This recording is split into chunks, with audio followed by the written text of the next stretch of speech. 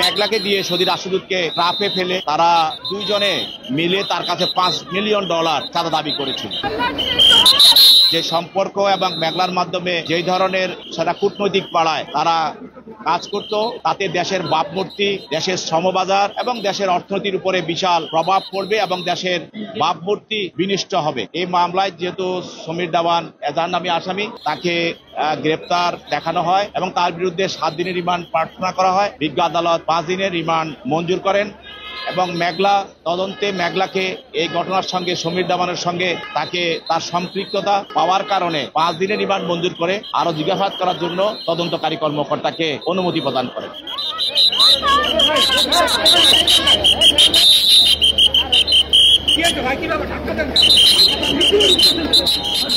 আপনারা জানেন যে হালে আমাদের দেশে ব্যাপক আলোচিত এবং সমালোচিত দেওয়ান সমীর এবং তার গার্লফ্রেন্ড মেঘনা আলম, আজকে এই দুইজনকে তদন্তকারী কর্মকর্তা ধানমন্ডি থানা মামলায় টাকা আত্মসাৎ এবং চাঁদা দাবির মামলায় তাদেরকে আজকে বিজ্ঞ সেবা আদালতে উপস্থাপন করে।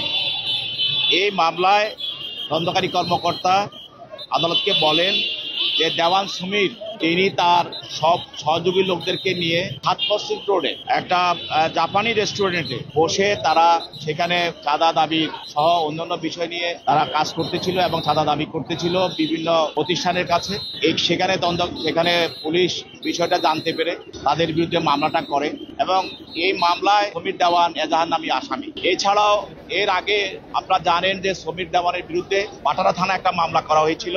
সেই বাটারা থানা মামলাটিও চাঁদাবাজির মামলা। সেই মামলার বিষয়বস্তু ছিল যে সমীর দেওয়ান সে বাংলাদেশের বিভিন্ন দেশে শ্রমিক পাঠায়, কর্মসংস্থানের জন্য শ্রমিক পাঠায়। যেসব দেশে আমাদের শ্রমবাজার আছে সেই বাজারগুলোতে লোক পাঠানোর জন্য সে বিভিন্নভাবে বাংলাদেশে যে রাষ্ট্রদূতরা আছে বিভিন্ন দেশে তাদেরকে বিভিন্নভাবে সে ট্রাপে ফেলে এবং এটাকে তারা হানি ট্রাপে আমরা বলে থাকি। এই ট্রাপে ফেলার জন্য তারা বিভিন্ন ধরনের মডেল এবং বিভিন্ন ধরনের উঠতি মেয়েদেরকে সে ব্যবহার করে। এক পর্যায়ে আদালতে সে স্বীকারও করেছিল যে মেঘলার সঙ্গে তার পরিচয়, মেঘলা তার গার্লফ্রেন্ড ছিল এবং সে সৌদি রাষ্ট্রদূতের সঙ্গে তাকে পরিচয় করিয়ে দিয়েছিল। সে এই মেঘলাকে দিয়ে সৌদি রাষ্ট্রদূতকে ট্রাপে ফেলে তারা দুইজনে মিলে তার কাছে $5 মিলিয়ন চাঁদা দাবি করেছিল। সেটা ছিল ওই মামলার বক্তব্য।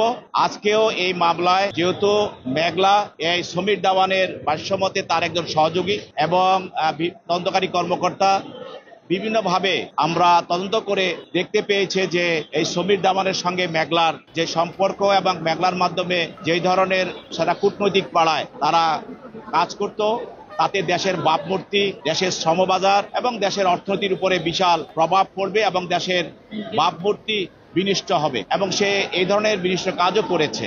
আজকে যে এই মামলায় যেহেতু সমীর দেওয়ান এজাহার নামী আসামি, তাকে গ্রেপ্তার দেখানো হয় এবং তার বিরুদ্ধে 7 দিনের রিমান্ড প্রার্থনা করা হয়। বিজ্ঞ আদালত 5 দিনের রিমান্ড মঞ্জুর করেন এবং তদন্তে মেঘলাকে এই ঘটনার সঙ্গে সমীর দেওয়ানের সঙ্গে তাকে তার সম্পৃক্ততা পাওয়ার কারণে এবং বিভিন্ন ধরনের তথ্যের ভিত্তিতে মেঘলাকেও এই মামলার সমীর দেওয়ানের যে একটি চক্র এবং তাদের যে একটা প্রতারক চক্র, তারা সংঘবদ্ধ চক্র, ওই চক্রের যে একটা সদস্য হিসাবে এই মেঘলাকেও 5 দিনের রিমান্ড মঞ্জুর করে আরো জিজ্ঞাসাবাদ করার জন্য তদন্তকারী কর্মকর্তাকে অনুমতি প্রদান করে।